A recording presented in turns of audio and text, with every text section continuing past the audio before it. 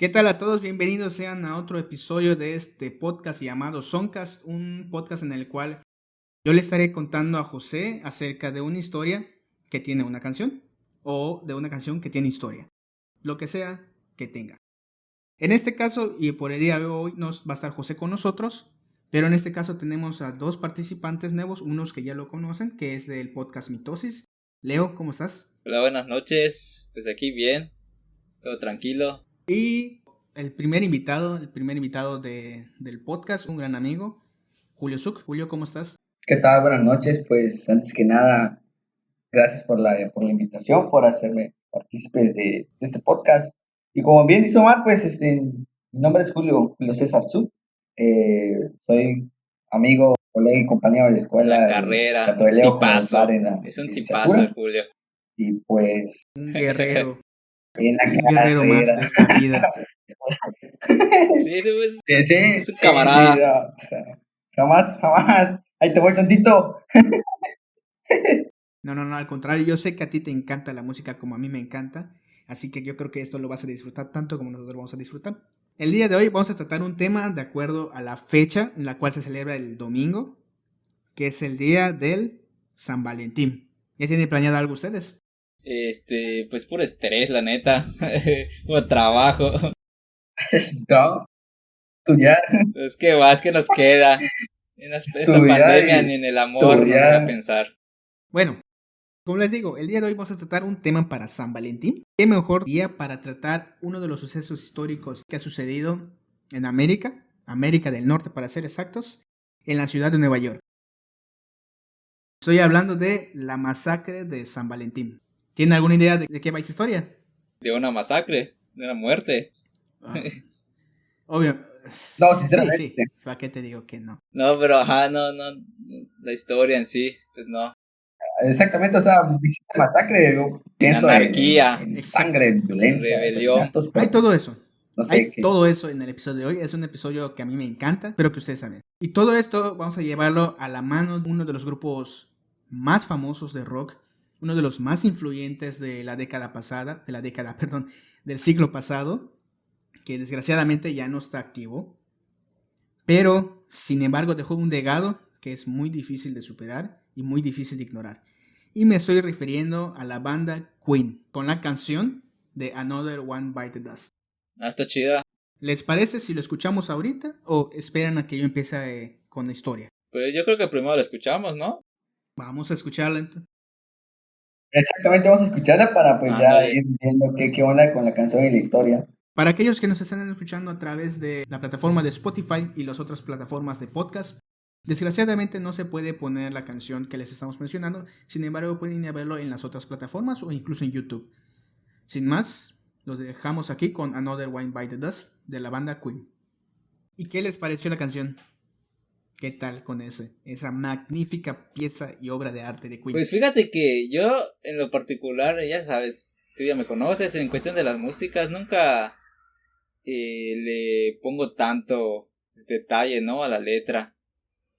Y, y pues no había notado que sí se trataba de ese tipo de balaceras, ¿no? Pero ahora pues me intriga el saber por qué, porque pues, creo que no te lo explica, o al menos que no lo entendí. Se entiende que era una balacera, se entiende que era una Exactamente. balacera, ¿no? Incluso hay una parte que me gusta mucho que dice... Sí, Ajá. y si, ¿Qué estás diciendo, Julio? Adelante. así al final te dice, dispara, te dice allá, o sea, hay una parte que dice que tú dispares o algo Sí, hay una así. parte que igual hay que resaltar que la tercera estrofa después del coro que dice hay muchas maneras de herir a un hombre. Justamente es lo que vamos a ver el día de hoy. ¿Cuántas maneras es posible de herir a una persona? Rompiéndole su corazón. El 14 va a haber muchos de esos. Hay muchos soldados caídos. En este específico caso que trataremos el día de hoy, no va a haber corazones rotos. Muchos soldados caídos.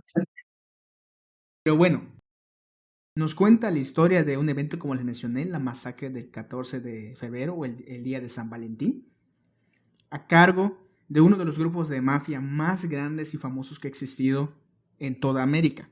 Y me refiero a Al Capone. Al Capone. ¿No conocen Al Capone? ¿Alguna vez que han escuchado de Al Capone? O Capone. la verdad yo no lo conozco. ¿Tú, Julio? No, sinceramente no, ignoro, no. Primera vez que lo escuché. No, primera vez No, que lo estoy no escuchando. importa, les prometo que después de escuchar esta narración nunca van a olvidar quién es Al Capone. Así que sin más, empezamos la historia del día de hoy. Capone nació en Brooklyn, en Nueva York. Era hijo de inmigrantes italianos provenientes de Angri, un pueblo de la provincia de Salerno, al sudeste de la Italia, en el antiguo reino que es Nápoles.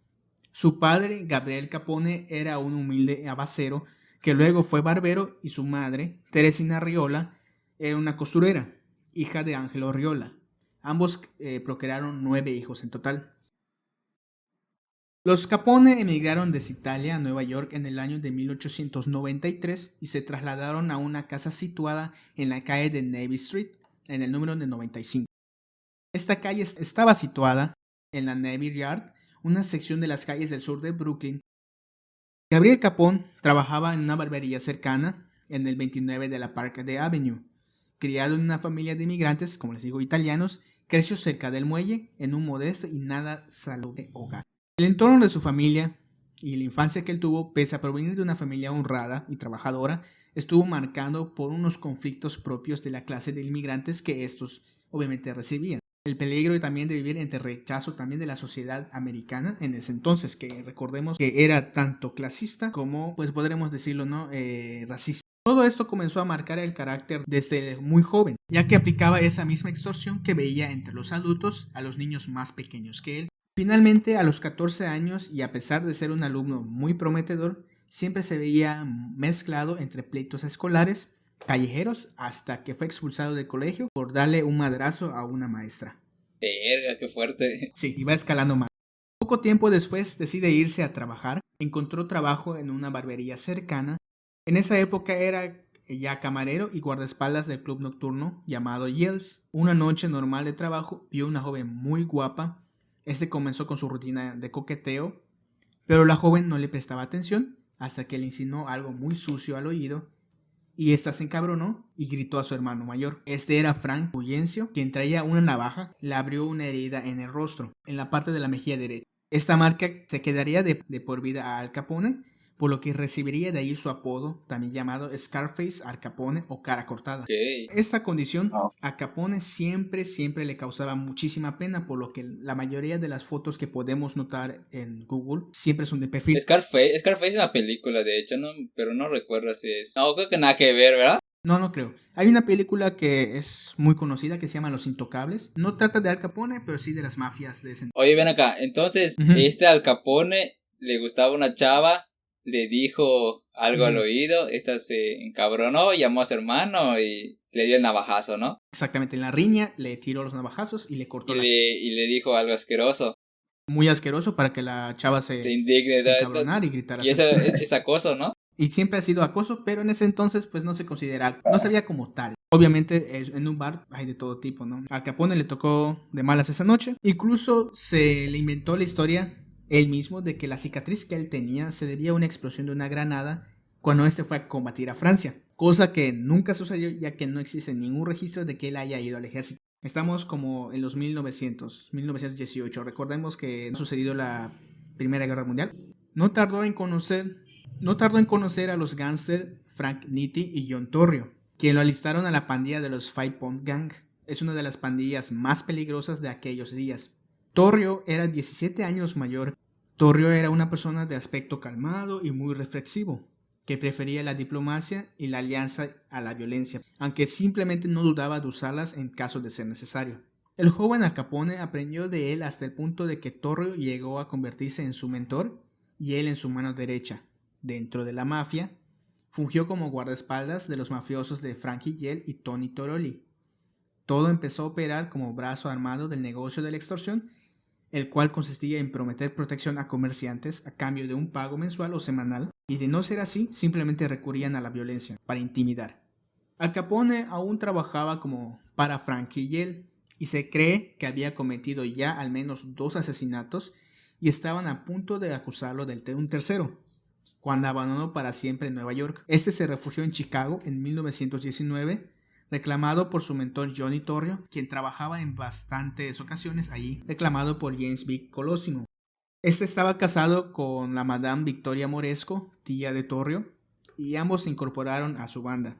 Colosimo era el rey del vicio de Chicago en aquellos entonces. Poseía entre diversos negocios el famosísimo Café Colosimo y los peores burdeles de los miles que habían en esa ciudad de Chicago. Colosimo se dedicaba también a la trata de blancas con su socio Maurice Van Bieber y atraía engañadas a la ciudad a las chicas. Las chicas mayormente eran pueblerinas de entre 13 y 17 años para abastecer las bajas que tenían en los burdeles.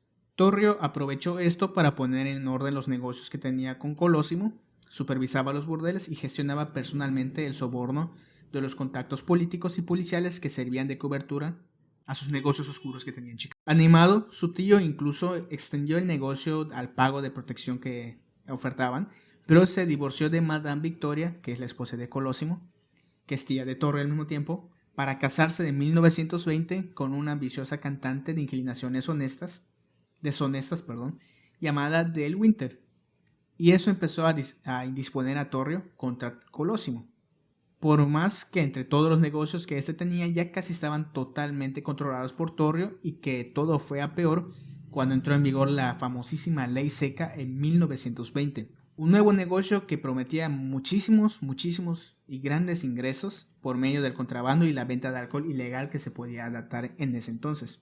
Pero antes de continuar la historia de Al Capone, les quiero contar qué es esta famosa ley seca que entró en 1920, porque es muy importante saberla. Ok. Ley seca como la Está que nos bien. aplican aquí. De hecho, eso te iba a preguntar qué onda con eso de la ley seca de... El incremento de la Sí, inmigración. chale. Creo que ahí se El inspiraron. incremento de la inmigración a los Estados Unidos desde 1850 puso a los líderes religiosos estadounidenses en contacto con amplias masas de inmigrantes extranjeros que no compartían sus opiniones respecto a la restricción de los consumos de licores que había en ese entonces. Entre esos había inmigrantes irlandeses, alemanes y de Europa Oriental. Habían traído ya sus propias costumbres domésticas más tolerantes hacia el consumo de alcohol. Mientras que los predicadores protestantes más conservadores de Estados Unidos insistían en que los recién llegados adoptaran una opinión contraria libre al consumo de licores que ellos tenían. Recordemos que también en ese entonces, en esas fechas, digamos en los 1850, 1900, la mayoría de la religión que estaba dominando era la católica, la cristiana y los luteranos. Son altamente religiosos y no toleraban nada más allá de lo que para ellos está estandarizado. Por lo que obviamente al llegar inmigrantes, como los escoceses que viven de la cerveza y los alemanes también, obviamente ellos los veían como unos demonios, como que si eran la depravación en vivo. Sí, o sea, fue un choque de cultura ya más que nada, ¿no? Bueno, de cultura y religión. Exactamente. Ok. Durante gran parte del siglo XIX y los primeros años del siglo XX, la inmigración hizo subir las estadísticas de ebriedad y violencia intrafamiliar. En 1913, un inmigrante italiano de Chicago llegó un día a casa en un completo estado de ebriedad y quiso tener sexo con su esposa, que estaba embarazada. Esta la rechazó al someterse, la golpeó brutalmente. Y mató al bebé. Como resultado, el niño habría nacido con malformaciones, pero algunos esparcieron el rumor de que el bebé tenía el aspecto de un demonio. Lo relacionaba con el alcohol, ¿no? Sí, la noticia se expandió a la benefactora Jane Austen, quien recogió al niño, que había sido abandonado a su suerte por sus padres, y la llevó al Hull House. Pero donde es se como recibía empiezan con los chismes, Ajá. ¿ya ves? Como empiezan los chismes. Nace el Sí. niño así, no, estás tomando mucho. Ajá, O está sea, chico, eso nada que es un ver. demonio. Lo relacionan Exactamente. con el alcohol. Así es.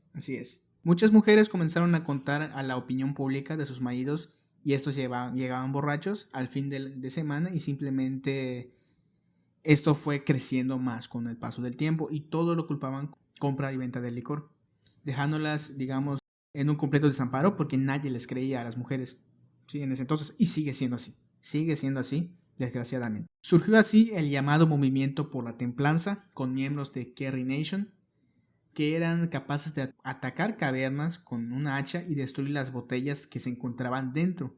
Varios predicadores vinculaban la venta y el consumo del alcohol con un clima general de decadencia y otros vicios mortales y morales, tales como la prostitución. O sea, fue una inquisición contra el alcohol, contra toda la cerveza y Sí. todo, ¿no? Así es. Radicales del bando religioso atacaban a los inmigrantes. Prácticamente el alcohol para ellos era el demonio del momento. Exactamente. Era la boda. Igual como fue Pokémon. No manches, imagínate que pase eso aquí en Yucatán. Todos los Six Lloran todos aquí. Todos los Six incendiados. Se decía que el consumo del alcohol provocaba pobreza entre las masas, enfermaban a varias y las caían en demencia, y estimulaba también la delincuencia, logrando normas de prohibición total en ese entonces del alcohol. Y todo empezó en pequeñas ciudades. La Primera Guerra Mundial fue aprovechada por los activistas de la templanza como una ocasión para el mejoramiento moral, resaltando que gran parte de la cerveza consumida por los estadounidenses era producida por industrias de inmigrantes, en la mayoría de alemanes, y afirmando que reducir el consumo de ese licor sería una actividad patriótica. El lobby de los descendientes de inmigrantes alemanes, opuestos a la prohibición del alcohol, quedó decretado y no pudo impedir que se preparase el terreno para una prohibición total del alcohol a nivel nacional. En 1919, tras dictarse la 18ª Ley Seca, o también conocida como Ley de Volstead, donde se prohíbe la producción, importación y consumo de bebidas alcohólicas, la delincuencia observó su máximo apogeo en este entonces. La Ley Seca no prohibía ciertamente el consumo del alcohol, de hecho siguió importándose vino de Jerez para uso medicinal y religioso, pero lo hacía muy difícil para las masas, porque prohibía la manufactura, venta y transporte de bebidas alcohólicas, ya que fuera para importarlo o exportarlo. Y aunque la producción comercial de vino estaba prohibida, no fue impedida la venta de jugo de uva, que se vendía en formas de ladrillos semisólidos llamados bricks of wine, y eran utilizados para la producción casera de vino, aunque sus fabricantes indicaran en sus envases que los clientes deberían impedir la fermentación del jugo para así no violar la ley. O sea, hicieron algo ilegal, legal, dentro de lo que es ilegal. Era su clandestino. Ándale, el clandestino. Aprovechaban el bug. Así es. Exactamente. Aunque muchas personas creen que fue un fracaso absoluto, lo cierto es que durante la década de los años 1920, el consumo del alcohol disminuyó a la mitad de lo que era, y se mantuvo por debajo de los niveles anteriores hasta bien encontrados en los años de 1940, lo que sugiere que socializó a buena parte de la población en hábitos de sobriedad, al menos temporalmente, como pasó ahora acá en Yucatán. Entonces, sí sirve de algo, pero tampoco es la solución. Exactamente. Sí, no, Ahora bien, para nada es la solución. Además, ya viste, con alcohol nos desinfectamos. Ahora bien, tuvo efectos secundarios negativos y fue perdiendo apoyos progresivamente. Se siguió produciendo aún el alcohol de forma clandestina y también importado clandestinamente a países limítrofes, provocando un auge considerable del crimen organizado. La persistencia de la demanda de esta bebida alcohólica estimuló la fabricación de venta de licores, que se convertía en una importante industria clandestina. La ilegalidad de esta práctica causó que el alcohol así producido adquiriese precios más elevados en el mercado negro, atrayendo a esta importante bandas delincuentes. Oye, ¿y crees que de ahí ese fue el origen de la venta clandestina del alcohol? ¿De ahí surgió? Sí, lo menciona acá el texto de que obviamente al no tener alcohol disponible en los bares, en las farmacias, en eso entonces en las droguerías, obviamente lo conseguían de donde quisieran. Los fabricaban incluso ellos. O sea, pero estos vienen siendo los ¿cómo se llama? Los inmigrantes, ¿verdad? Los inmigrantes y también los consumidores locales, o sea, hablamos Ya de los Norteamérica, borrachitos, Estados ya Unidos. los viciosos. Exactamente, los que no tanto viciosos, sino los que están borrachitos. acostumbrados a tomarse algo, ¿no? Después del trabajo, para después ir a pegar a su mujer, etcétera, ¿no? Entonces, Pues, era algo que ya estaba Chale. inmiscuido dentro de la población. es que después de la chamba, sí, cuando es, sobre todo aquí, ¿no? Cuando hay mucho calor, sí te antoja una cervecita, una latita. Sí, de hecho, ahorita que tocas eso, Brito, fíjate que mi abuelo, que en paz descanse, él le llamaba su medicina, ¿no? Como él se dedicaba al campo, ahora que lo mencionas, igual cuando se sentía cansado, él decía que su medicina era Era su su cerveza, cheva. ¿no? Y su cheva, exactamente. Y sí, o sea, es algo que pues se está arraigado, ¿no? Viene desde atrás, esa costumbre, ¿no? Sí, o Que ellos sea, creen. no sé, tal vez yo siempre he dicho que en base a nuestras culturas ancestrales, en este caso los mayas, tal vez ellos sí eran, pues, o sea, tomaban mucho alcohol, o sea, y de ahí, pues nosotros, obviamente, tenemos Borrachos. ese gusto, tenemos ese gusto. Son- Ese dato lo podemos escuchar y saber en el podcast de Mitosis, cuando José nos está narrando la segunda parte de la cosmovisión maya, que muy pronto va a llegar. Pero, sí, entonces, si tú le quitas como bien dices, a la población algo que a ellos les distrae, con lo que ellos están felices, si les quitas esto, ¿qué pasa? Una rebelión. Y la mayoría de ellos, pues obviamente son personas muy agresivas. Pero bueno, ya conocemos entonces la ley de Volstein. Regresemos ahora a nuestra historia. Sí, está bien. Sigo esperando adelante, el porqué adelante. de la masacre. De hecho, Exactamente, ¿verdad? de la Estoy canción. esperando. Ahí llegamos. Espérense. Colosimo consideraba peligroso y comprometedor ese negocio para los que ya tenía y se negó a entrar en él. Me estoy refiriendo al contrabando de licor. Temiendo además las disputas que generaría esa ampliación del negocio, esta falta de visión terminó prácticamente de molestar a Torrio. Y de repente, entre comillas, su jefe Colosimo fue asesinado por un desconocido en la puerta de su famoso café. Todos los indicios después obviamente se daría que fue reunidos en John Cobler y la creencia general entonces indica que el asesino fue Frankie Yale. ¿Se acuerdan de el que lo mencionamos hace poco? Bueno, esa es la investigación que tuvieron después y se dio que él es el posible asesino. El arzobispo George Mundelein se negó a que el gran proxeneta fuera enterrado en la tierra sagrada. Años más tarde, en 1928, Capone ordenaría la ejecución de su antiguo jefe Frankie Yale por desavenencias económicas. Torrio asumió la jefatura del gang de Colosimo, instaló su cuartel general en el burdel de Forticius, confió a Al Capone la dirección ejecutiva de la organización de la banda a lo largo de los años 20 que existía, para expandir el negocio explotando principalmente la prostitución ilegal y el tráfico de alcohol canadiense. Pero tal y como había temido Colosimo, el aroma del alcohol había terminado por envenenar la convivencia de entre los grupos criminales que habitaban en Chicago, con sangrientas disputas territoriales. Estas eran dirimidas con frecuencia por medio de modernas metralletas, la metralleta más famosa conocida llamada Thompson, o también era, digamos, estallidos entre bombas de los locales rivales. Hasta 100 personas murieron en esos atentados durante la década de 1920. Y en medio de estas sangrientas defusiones, por hacerse el control absoluto de la distribución y venta de licor en Chicago, en especial contra las bandas del norte de la ciudad, John Torrio sobrevivió milagrosamente el 24 de enero de 1925 a un ametrallamiento en la represalia por el carismático conocido contrabandista Dan O'Banion. Parte de las heridas de bala fue apaleado y quedó al borde de la muerte. Habiendo aprendido la lección que recibió, tras pasar un año en la cárcel recuperándose, Torrio decidió retirarse a Italia para evitar malos mayores y transfirió todo el poder a Al Capone. Pero para esto, cuando subió Al Capone al poder, pues no había pasado solo ese primer atentado, ¿no? Sí, eran disputas entre bandas, no ha pasado la masacre Ok. que cuenta la canción. Sí, para que no me confunda. Capone asumió definitivamente el mando de la banda criminal más poderosa de Chicago, que contaba en sus filas entre 700 y 1000 maleantes entre matones y pistoleros, más aquellos a los que podía recurrir, como los aliados de contrabando eventuales, como fue la misma policía. Se asoció en la mafia siciliana y se adueñó del Lampa de Chicago formando un grupo criminal de orígenes mixtos, marcando una tendencia que se iría haciendo generales tras eliminar a todos los rivales de esa serie de guerras, cuyo detonante fue el asesinato de Dean Cherry O'Banion. Hacia el 1926, Al Capone ejercía el control del crimen en la ciudad, derrotando las bandas de los Miles, de O'Donnell, y controla todas las bandas excepto dos, a la de Joe Aelio y la de Bugs Moran. Ante esta situación, Al Capone tomó medidas y en menos de un mes sus hombres mataron a todos los miembros de la banda de Joe Aelio.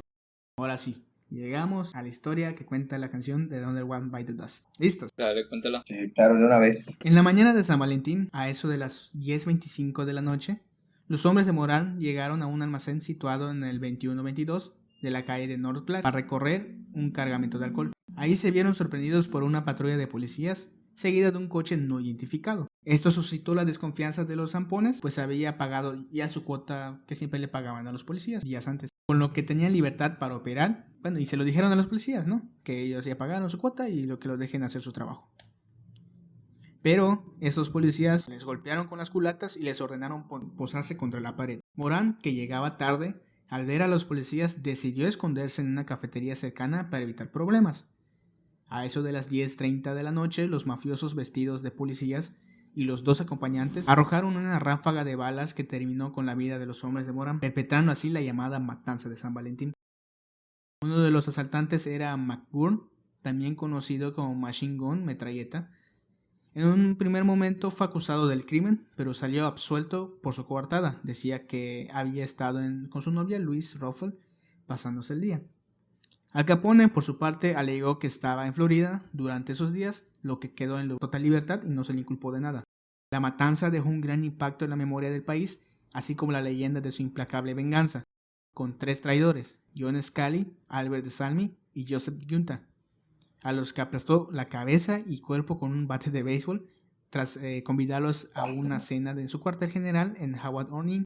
Por lo visto habían inspirado a Joe Aelio para asesinar al Capone. O sea, pero él cómo supo quién lo traicionó. Obviamente ahí todo se sabe. Él tenía muchos oídos, muchas bocas por los cuales a él llegaba a todos esos medios. Entonces, por ende, sabía que era uno de esos 3, perdón. Y para no escatimizar, a los 3 les tocó. Incluso, ahora que vamos a la canción de Queen, esta canción de Queen fue tan polémica cuando salió porque obviamente al principio no se nota que está hablando acerca de este suceso. Incluso la canción tiene un sonido muy funk y muy groovy en el cual incluso te hace mover, te hace bailar. Es la magia que tiene Queen. Pero en todo tiempo existe un grupo de radicales religiosos que en este caso decían que esta canción de Another One... Que lo vinculó con este suceso, ¿no? No, dijeron que era satánica e incitaba al consumo de sustancias ilegales. ¿Y cómo lo supieron? Bueno, había un sacerdote que no tengo el nombre, que se dedicaba todo el día a poner canciones de rock en su mayoría. Los ponía en un cassette, los ponía al revés. De esa manera escuchaba los mensajes subliminales que tenían las canciones. Entre ellas... Ajá. Oye, entonces de ahí será que parta de que... Porque he escuchado de que... O que llegó un momento que escuché que todas las canciones de rock eran satánicas, que porque si las ponías al revés, que tenían mensajes subliminales.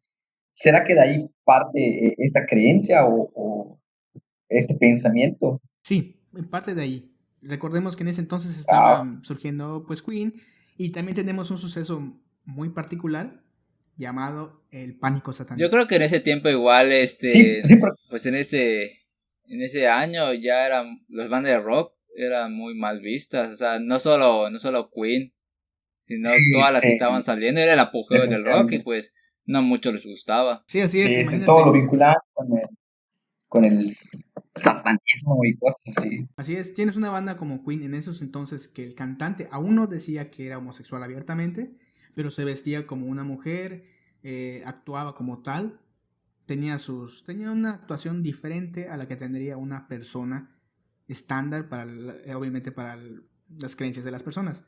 Esto incitaba obviamente según ellos a los jóvenes a actuar como ellos, a consumir las sustancias que ellos decían en algunas canciones o los que se veía consumiendo durante el concierto.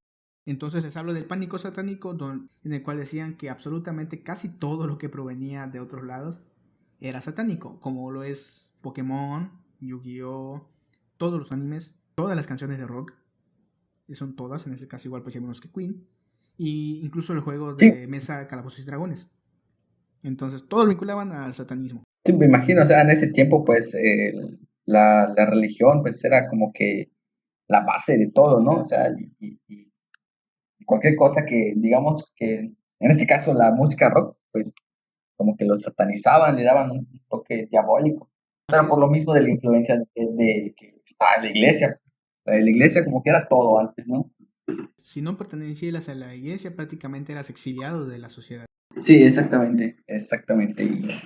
Por lo curioso que parece de ser religioso, encontró que al poner al revés la canción de Another One Bite the Dust... ¿Cómo se le ocurrió a él? Igual esa parte de que... ¿De dónde sacó que poniéndole al revés las canciones iba a encontrar algo? Entendemos que el satanismo no es lo que nos pintan por todos de que, sacrifican tales, matan niños, se comen tales, ¿no? No, o sea, es una creencia en la cual es una creencia extra. Sí, es otra religión, es otra religión prácticamente. No está vinculada a la maldad ni nada de esto, con los que todos nos dicen. Pero una de las cosas que tiene el satanismo en ese entonces es que la mayoría de sus visiones de esta religión, de este culto, es una burla hacia el mismo cristianismo y catolicismo, que es el que atacan, ¿no? Se atacan mutuamente. Y entre ellas estaba que obviamente la confusión y el mito más que nada de que una de las oraciones que tenían los satanistas era decir el Padre Nuestro y las oraciones al revés. Yo me imagino que de ahí este religioso agarró y dijo, voy a poner la bueno, canción al revés. esa parte no la sabía. Como que la relacionó, ¿no? O sea, si Ajá. digo esto, el Padre Nuestro al revés, ese es algo satánico, ¿no? Y pues me imagino que lo relacionó con las canciones igual, ¿no? Poniéndola al revés, pues ya son canciones diabólicas. O sea, eso lo estamos especulando, no podemos decir que realmente así sucedió, Ujú. pero puede ser Sí, puede ser exactamente. un punto, ¿no? Bueno, y por curioso que parezca, este creyente, al poner la canción al revés de Another One by the Dust, justamente al ponerlo al revés, dice algo así como consumamos marihuana. Y de hecho lo voy a poner ahora.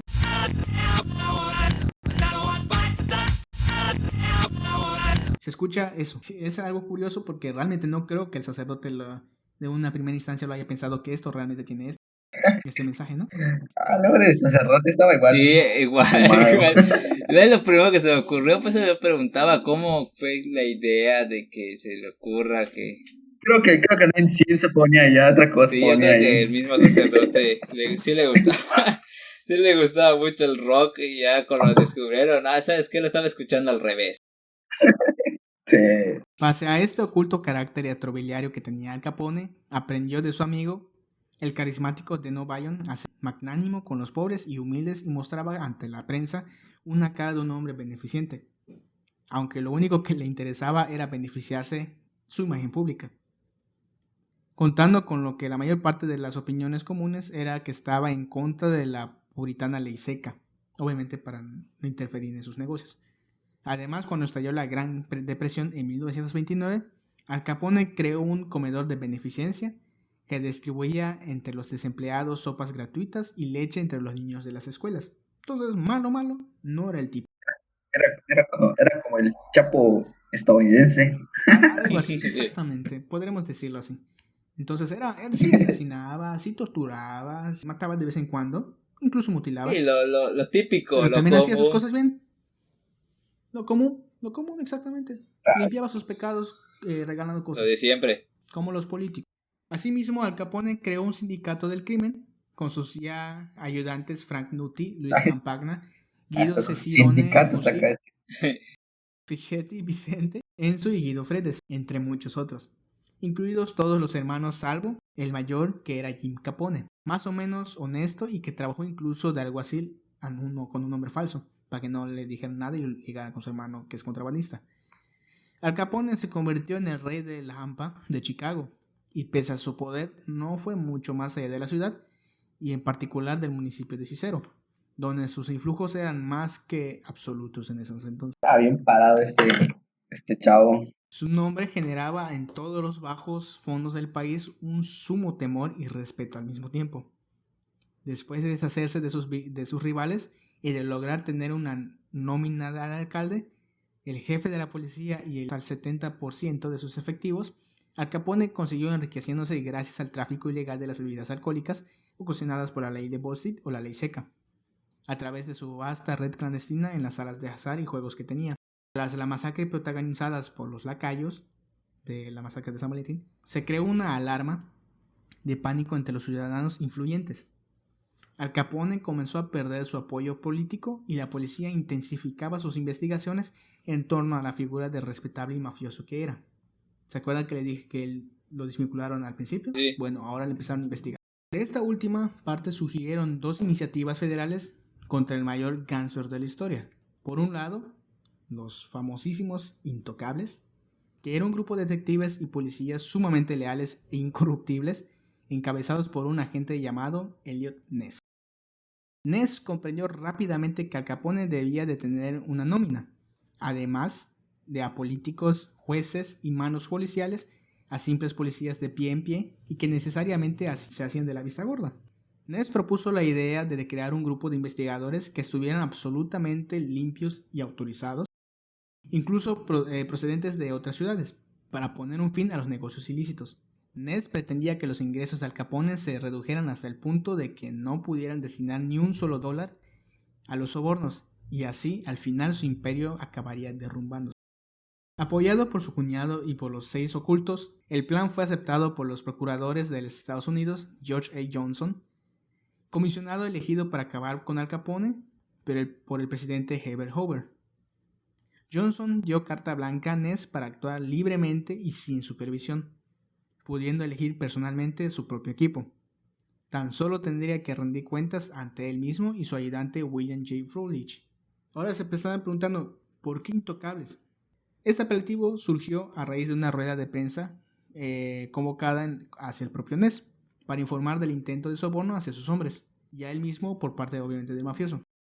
La oferta fue rechazada y tras la rueda de prensa los periódicos publicaron lo siguiente: Ness y sus jóvenes agentes han demostrado a Al Capone que son incorruptibles. Reconocidos como tales, los intocables fueron 10, aunque en total llegaron a ser 12, si se incluye al chofer de confianza de Ness y más tarde a George Thomas, apodado El Muchacho, que actuó como agente doble infiltrado en la banda de Al Capone. Por otro, una fuerza especial departamental del Tesoro logró llevar a Al Capone a los tribunales por evasión de impuestos. A pesar de que nunca se le pudo ligar con ningún asesinato, fue este el modo en el que Al Capone, el gángster más perseguido en América, fue condenado a 11 años de prisión tras 9 años de juicio armados y de sobornos. Entonces, es lo curioso. De todo esto, a él nunca lo atraparon hasta el día que checaron sus contribuciones, ¿no? El 16 de mayo de 1929 ingresó a la cárcel de Homersburg, donde solo cumplió 10 meses por buen comportamiento que tenía. Mira. En octubre de 1931, Capone fue declarado culpable de evasión de impuestos y condenado a 11 años de prisión. A mediados de los años 30, estando ya en la prisión y famosísima, conocida como Alcatraz, era uno de los reclusos más conocidos de esta cárcel y se entretenía tocando siempre el banjo. Pero Al Capone comenzó a mostrar signos de demencia a causa de una sífilis tremenda sin tratar que tenía obviamente debido desde muchísimos años atrás. Y no quiso tratarse ya que él tenía miedo a las inyecciones. Ok, eso lo entiendo. Tú tienes un temor a las inyecciones también, ¿eh? Sí, la verdad sí. No me gusta que me inyecten. Prefiero que sea de pastillitas o de jarabe. Pues te vas a tener que amolar porque el COVID te suele inyectar. Sí, ya sé, lo estoy pensando. Estoy pensando si me contagio mejor de COVID. Si te contagias de COVID te puedes volver a contagiar, entonces es Voy mejor a esperar que salga la pastilla mejor. el supositorio. El supositorio, exacto. Prefiere supositorio antes de inyecciones. No, tampoco llega tanto. Pasó gran parte de sus últimos años de recluso en el hospital de la prisión y finalmente fue liberado por motivos de salud. El 16 de noviembre de 1939. No podía caminar, decía incongruencias y babeaba sin control. No estaba, sin embargo, tan enfermo como para olvidar la traición que tenía en O'Hare, y este fue asesinado en ese mismo año que él salió. Arruinado físicamente y también débil, con la mente deteriorada, se retiró a una modesta propiedad que tenía en Palm Island, en Miami, donde se recluyó con su esposa del mundo exterior. El 21 de enero de 1947 sufrió un derrame cerebral y murió 4 días después de neumonía. Lo enterraron en el cementerio de Mount Olivet y fue trasladado al cementerio de Mount Carmel, al oeste de Chicago, junto a los restos de su padre y de su hermano. En su lápida estaba escrito: Jesús mío, ten compasión. Y esta fue la historia de Al Capone. Es muy interesante, ¿eh? O sea, era un gángster famoso, lo típico, venta de algo ilegal, se escapa de la policía. Tuvo de todo. Si se esperaban una historia de amor, lo siento decepcionarlos. De hecho, la verdad, yo me esperaba una historia de amor. Como fue del 14 de febrero, fue así como que un romance o algo así. Pero No nada todo que lo ver. que sucede el 14 de febrero, Leo, es amor. Exactamente. Hay unas veces que son como estos casos. Y pues bueno, no sé si Soldados tengan algo más que caídos. agregar. Pues, de mi parte nada, o sea.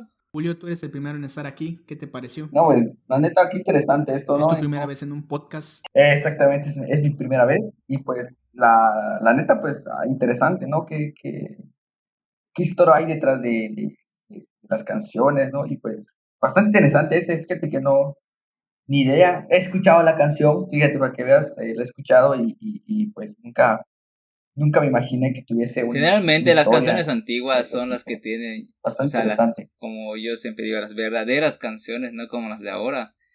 Sí tenían, o sea, el porqué de la letra, ¿no? Pero aún así, yo les digo, no me fijaba, o no le ponía atención a la letra. de las canciones ni nada. Pero pues es muy interesante, es bueno saber la historia de cada una. Sí, así como dices, a la vez hasta lo cantamos y lo pronuncias y lo estás cantando, pero en sí no sabes por qué fue escrita esa canción, ¿no? O sea, qué hay detrás de esa canción, la historia de esa canción, ¿no? Ándale, Como así por qué es es. inspirada en esa canción.